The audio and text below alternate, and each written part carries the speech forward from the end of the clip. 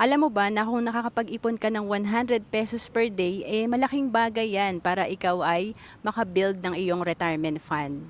And alam mo bang ang 100 pesos per day ay 3,000 pesos per month.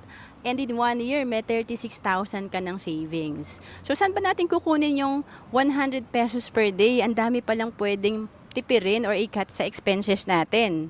Like manicure, pedicure, meron ding soft drinks, 'di ba? Yung mga extra cellphone load, ice cream, dessert.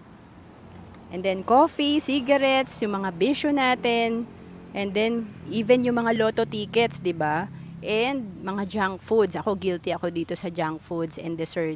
Kaya dati no, nung nalaman ko to nung empleyado ako, nagde-dessert kasi ako ng 15 pesos every lunch na buko pandan. And then medyo kinat ko yon. Hindi ko naman totally inalis pero binawasan ko. To know more about savings and investment, comment ka lang.